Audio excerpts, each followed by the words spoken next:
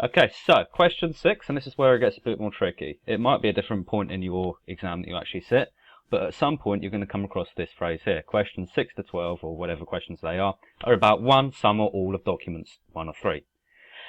Sometimes they'll tell you which document you're supposed to look for. Other times it's going to be up to you to make a judgment, and question 6 is an example of this. They haven't specifically said use document 1, use document 2, or use document 3, so it's going to be up to us to find out which document we're going to have to get our information from. So we're looking for reasons why an apprenticeship CV would be more appealing to an employer than a college leaver CV. And it's worth 3 marks. So let's have a quick look for our sources here. Now, source 1, magazine article, apprenticeship versus college.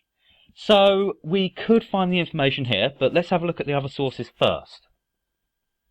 But that looks likely. We might be able to find the information we need here. Document 2, skills for careers. And we're on their apprenticeships page here, and it seems to be written quite persuasively. We've got the rhetorical question there. And we've got this phrase here, completing an apprenticeship will allow you to gain a comparable qualification, but with the benefits of invaluable work experience and knowledge. So it seems to be very much selling the idea of apprenticeships. So that is looking much more likely. Document 2 looks very likely here, but let's have a look at all the documents. Now, document 3 is an advertisement for apprenticeships themselves.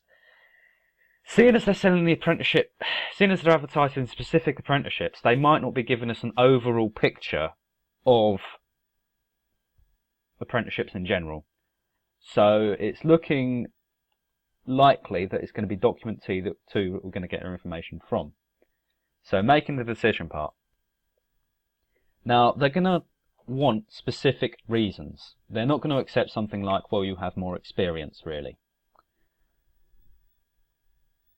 So, we've got that word there as well, CV. Instantly, that should jump out at you when you are scan reading this. It's repeated 2 times in this paragraph, so we've got a fair idea that this paragraph is dealing with apprenticeships and CV. So let's have a deeper read. So, however, you have 2 years worth of work experience. Well, that's one reason straight away, isn't it? You've got 2 years worth of work experience. Qualification achieved exclusively in the workplace. Another reason there. A reference from your employer. Another reason there. And more detail on your CV. So we've actually got 4 reasons from this text, and you can put all 4 down if you like, because sometimes that's quite handy, just in case one of them is wrong. So there we go. That's that question answered.